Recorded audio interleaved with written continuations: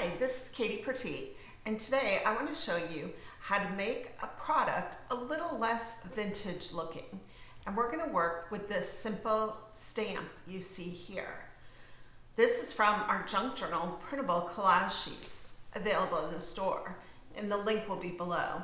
I'm just going to drag this stamp into my page, position it, scale it, size it, and then I'm going to go up and I'm going to go to Image, Adjustments, and Replace Color.